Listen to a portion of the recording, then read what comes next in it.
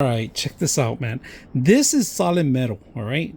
Now, I didn't buy it for that. I bought it because of this. You actually have extra ones in here, embedded in here. You guys can see that. So they give you one of them as in case you run out, but you can always add 3 or 4 in here and then just close it up. I mean, this is a great tool to have all around. I use it for pretty much edges, corners, and like right now I have this 3D model I'm trying to set up and just make sure I'm tidying up the whole thing. So when I'm setting it up, okay, so I normally see these edges right here, right there. I can't get these that much sometimes, so I just run in the tool completely and cut all the edges so it could fit perfectly. Look at that. And because this is new out of the box, it's gonna cut real well. And I also get the outside just a little bit, not too much. I don't pressure it too much.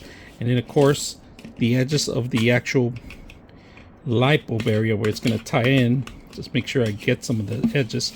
But this is perfect for anything you want to cut corners. Look at that.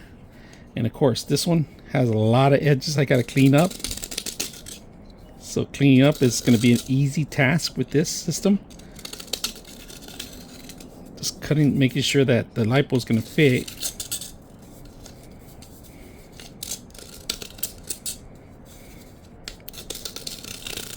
And that's pretty much it.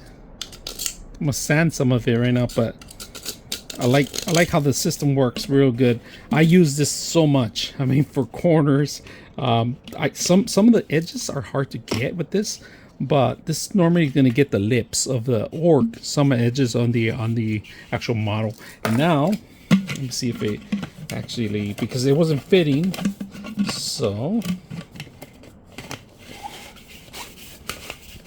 there it goes. Big light bulb.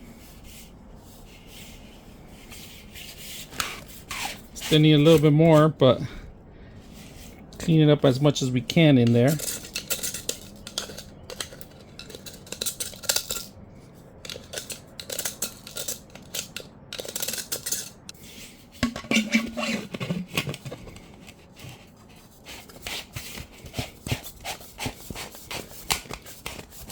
There it goes.